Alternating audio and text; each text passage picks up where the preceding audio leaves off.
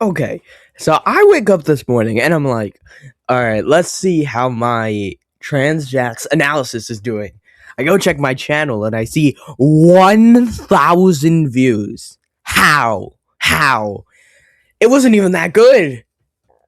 But anyways, thank you guys so much. I do appreciate the support and getting me to 100, more than 100 subs actually now. I really do appreciate it a lot. Um, I was surprised at how much it ended up blowing up. Also, you can check me out on TikTok at MaxPlays298 or Max Loves. There's some song covers on there. That's mostly what I post over there. But if you want to support me over there, you can do that as well.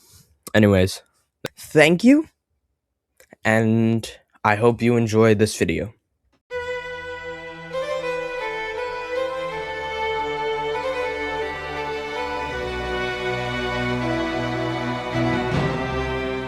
Oh, the Owl House. What a show. Considering it has been more than 3 years since the show's conclusion, which is honestly incredibly hard to imagine, and with the graphic novel releasing later this year, I figured now is the perfect time to look back at one of animation's greatest queer ships of all time, and more importantly, why it matters. Not just for animation, but for the LGBTQ plus community as a whole. Because Lumity is not just a popular ship. It's not just two characters that people thought would be cute to ship together, even though they are very cute together. But no, it became something much bigger than that. It was not treating queer love like something that could only exist in the background. It was building a real relationship with weight and conflict, and most importantly, growth. And that is why years later, people still talk about Lumity. Overall, the Owl House has some of the most diverse representation in modern animation, especially through its cast of queer and gender nonconforming characters. It's also incredibly funny to me that bigotry is not part of their culture. Girlfriend? Oh, no, that won't do. We'll find you a new girlfriend, someone who's not on wanted posters everywhere. That completely subverts expectations. In so many fantasy stories, the fictional world can end up feeling a little too similar to the human world. But the Owl House does something different. Despite the Boiling Isle's chaotic nature, queerness itself is not treated as the thing that makes someone strange. The world is weird, but queer people are not treated as weird for being queer. That matters because it creates a world where the LGBTQ plus characters can simply exist. Their queerness is present, but it's not the only thing that defines them. Right? Like, Luz is not just a bi character. Amity is not just a lesbian character. Rain is not just a non-binary character. They're characters with emotional lives and personal struggles that go far beyond their identity.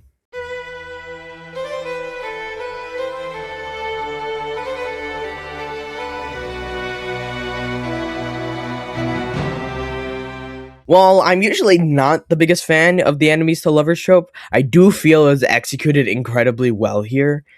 This comes down to the fact that Luce and Amity act as the missing pieces for each other. Right? Luce grew up incredibly isolated as the weird kid that no one wanted to be around. Because of that, she found happiness and friendship in fiction. That was her escape, and possibly even a way of coping with the fact that she was a social outcast. She was very creative, but in the human world, those traits were often treated as problems. Her weirdness was not understood, it was something people wanted her to grow out of. This was only furthered by her mother sending her to a quote-unquote conformity camp. And what makes that hurt is that Camilla was not doing it because she hated Luce. She was doing it because she was worried about her. But from Luce's perspective, the message was clear. She was broken and needed to be fixed. Amity, on the other hand, had the same problem, but in a reverse context. She came up from a wealthy family on the Boiling Isles, which meant she had unimaginable standards to live up to. Her parents, but mostly Odalia, pushed her to be perfect. She had to live up to the unimaginable standard of being a respected member of the family. This included things such as being forced to push others away like Willow and become friends with the popular kids like Basha. So while Amity technically had friends, they were not people she actually wanted to be around.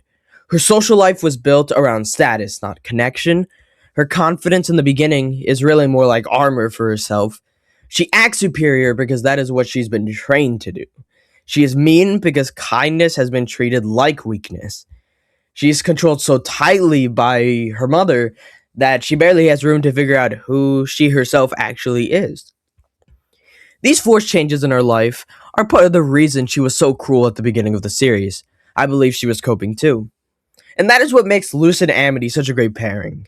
They're both lonely, but in completely different ways. Like, Luce is isolated because she's too strange for the world around her, and Amity is isolated because she's been forced to perform a version of herself that is not real. Luce wants somewhere where she can belong, and Amity wants permission to stop pretending. Together, however, they no longer feel isolated. They find the connection they were both looking for, and because of that, they change for the better. Amity is able to stand up to her mother and forge her own path with the people she cares about. Luce was able to finally accept her quirks as something to be proud of rather than ashamed of. What makes Lumity even stronger is that the show lets us watch this relationship grow. We see the shift happen incrementally. At first, Amity sees Luce as the chaotic human who keeps getting in the way of her perfect image that she's been forced to maintain. Luce is messy, she improvises, she doesn't even follow the rules most of the time. She has no idea how the Boiling Isles work, and yet she keeps stumbling into situations where she challenges the way things are supposed to be. And for Amity, that is infuriating. But it's also kind of exactly what she needed. Because over time, Luce becomes one of the first people to challenge Amity's image without judging her for it. Luce does not care about the Blight family name. She does not care about status. She does not treat Amity like some perfect prodigy who has to keep proving herself. She sees her as a person. That is why the episode Lost in Language works so well. We start to see that Amity is not just the mean girl from school. She reads the kids. She has a softer side she does not always let people see. Luce gets to witness that side of her, and Amity gets to be seen outside of the role she's been forced into. Luce is able to, albeit unknowingly, help Amity get over her fear of rejection, and that is such an important part of their dynamic. Luce does not fix Amity, she does not magically erase all of Amity's issues, but she creates space for Amity to choose something different in her life. That is why Enchanting Grom Fright works so well as a turning point. The Grom dance is not just a cute scene. It is the moment where the tension between them fully changes. Amity is vulnerable and Luce is supportive. Amity's fear of is rejection. She's terrified of being open about her feelings and being humiliated for them. And Luce, without even fully understanding what is happening, steps in. She does not mock her. She does not make her feel small. She protects her by being the one to face the Grom monster. The Grom dance itself is such a perfect scene because it works on multiple levels. On the surface, it's this beautifully animated part of the show, but underneath that, it is about trust. Amity trusts Luce with one of the most embarrassing and vulnerable parts of herself. Luce, meanwhile, shows Amity that being seen does not always have to mean being rejected. From there, Amity's crush becomes one of the sweetest parts of the show because it is awkward and obvious in the way first love usually is. She tries to act normal and fails spectacularly. Me? On a team with you? Running around in cute uniforms? Sweating? I gotta go! And that is what makes it feel so real. The show lets her be a teenager with a crush, not some sanitized or subtle version of one. And when they finally do get together, it feels so incredibly earned. The episode Knock Knock Knockin' on Hootie's Door is incredibly truthful in its portrayal. They're both so nervous and trying to act cool in front of each other. Luce wants to ask Amity out, but she keeps overthinking it. Amity wants to be close to Luce, but she is also clearly nervous. Neither of them know how to act because this is new for both of them. The tunnel of love only makes this harder for Luce, despite the fact that Amity actually thinks it's cute. That is such a funny detail because Luce is panicking like she's ruined everything, while Amity is basically having the time of her life. It captures that specific teenage anxiety where you think every small awkward moment is a disaster, even when the other person is actually happy just to be there. By the end, they are both so anxious that Amity just blurts it out, and they laugh and smile. The best part, in my opinion, is when they hold hands. They just stand there awkwardly, not knowing what to do next. It's so cute. And it is important because the show does not hide the relationship in the subtext. It is open and proud about it. It treats the relationship like the proper natural result of these two characters slowly learning to understand each other. The scene in Enchanting Grand Fright where they dance together became so iconic in the fandom because it really showed us the story was not afraid to be direct. It was willing to be as bold as it needed to be in order to properly tell the story of Luce and Amity. And that directness matters because for so long, queer representation in animation existed mostly through an implication or minor background characters, or even the creator had to confirm it after the fact outside of the show. Fans were used to having to read between the lines. They were used to being told that something was up to interpretation. But Lumity was different. The show did not make fans do all the work. It actually gave them a proper representation of a queer relationship.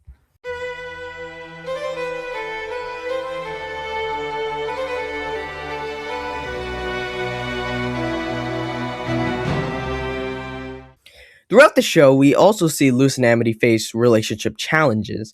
However, what makes the relationship so compelling is the fact that they work through those challenges together. They're always there for each other, even when things are messy. One great example is the Willow Mindscape sequence. Yes, I know they weren't dating yet, just stay with me. Luce learns why Willow is as demoralized as she is. Amity bullied her and helped push the narrative that Willow was only half a witch, a title that has stuck with her even into the main events of the show. This is one of the most important parts of Amity's character because the show does not erase the harm she caused. It does not even pretend that what happened was okay. No. Amity hurt Willow. She made cruel choices, and even if those choices were influenced by her parents, they still mattered. But the show also lets Amity grow from that. Her arc is not about pretending the past didn't happen, but it's about taking responsibility and becoming someone better. That is also why Luce and Amity work so well together. Luce sees the good in Amity, but she does not need Amity to be flawless. She can recognize that Amity has made mistakes while still believing she is capable of change. We see a similar kind of emotional understanding after Bellos reveals that Luce accidentally helped him become who he is in present day. The entire cast is understandably shocked. Luce is someone who's always carried a lot of guilt, so this moment really hits especially hard. Amity wants to believe Bellos was lying, but when she confronts Luce, she is not angry, she's not even disappointed. She knows that Luce is someone who only tries to do good, and that is something she loves her for. The moment is really important because it shows just how much trust exists between them. Amity does not define Luce by one terrible mistake. She sees the full person. She understands that Luce's guilt comes from the fact that she cares so much. Despite the harm they have both caused in different ways, there's never any real judgment between them. There is mostly just acceptance. There's an understanding that things are out of their control and that they are not defined by the worst parts of themselves. And honestly, that is one of the most powerful parts of Lumity. The relationship is not just cute, it is emotionally supportive. They help each other become better, but not in a way that feels unhealthy. They're not responsible for saving each other, they're just there for each other. Amity helps Luce feel loved for who she is, and Luce helps Amity feel safe enough to become who she wants to be. And that is a really beautiful foundation for a relationship.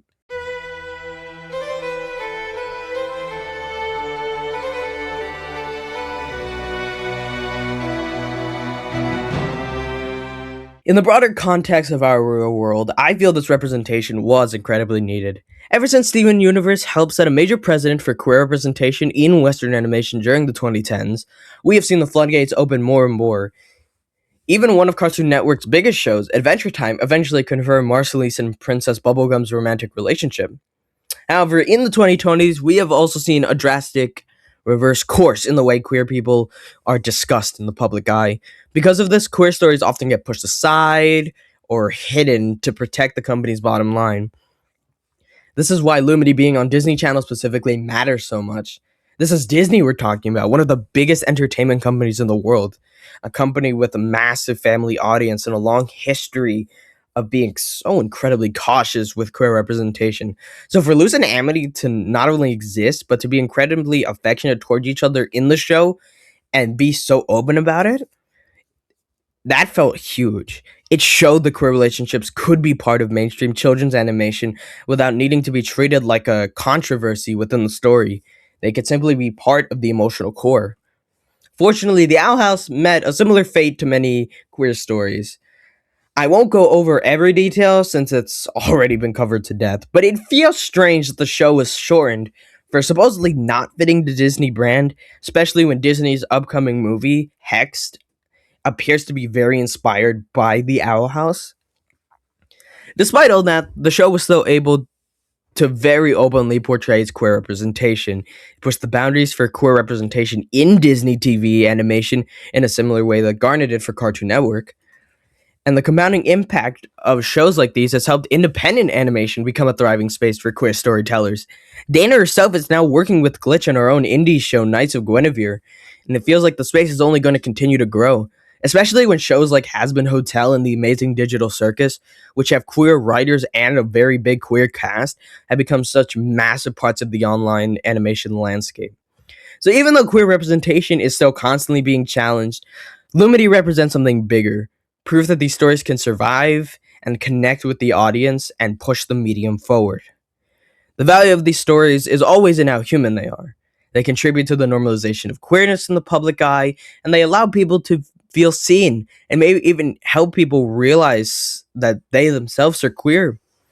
And I think that is why Lumity became so meaningful to fans. It was not just that Luce and Amity were queer, it was that the show gave their relationship the same emotional importance that straight relationships have been given for forever. The romance was allowed to develop on screen. It had all the tension and conflict you'd expect from it. It was treated like something worth caring about. That kind of representation can be incredibly powerful, especially for young viewers, because when you are young and queer, or even just questioning, it can feel like every story is telling you that love is for someone else, not for you. That romance, happy endings, and big emotional moments are things you're allowed to watch, but you can't imagine yourself in those shoes. Lumity pushes back against that. It says, no, this kind of love belongs here too. Furthering this point, I do feel it was kind of a miracle that Dana was able to get Lumity into the Owl House at all, especially after what we saw with Pixar's Win or Lose. You know, according to The Hollywood Reporter, Disney removed lines of dialogue from Kai that referred to her transgender identity while still keeping the character in the show. The kind of decision shows how queer representation is still not fully accepted and will continue to be erased if we do not support the stories that actually include it. Lumity as a whole is a story of love, bound by flaws that only the other person could truly understand. Luce and Amity love, they cry, they laugh, and feel all sorts of human emotions. Their love feels strong because it feels real. They are not just queer characters, they are people living their lives and being just as complicated as anyone else. That is another aspect of their execution that works so well, their groundedness. Right? They get embarrassed and they make mistakes, like they panic over romantic moments, but most importantly they find meaning in one another. Having a story treat this kind of queer relationship as not just acceptable but normal is so incredibly important. It gives young people an avenue to be seen. It shows that queer people are just normal people living their lives, falling in love, growing and changing and being human. And that is really the heart of why Liberty matters. It can simply exist beautifully, proudly, and without apology. Oh my god. Oh, that was a tough one. That extra 6 minutes really took a lot out of me. But I think it was definitely worth it. So I hope you enjoyed, and I hope to see you next time. See ya.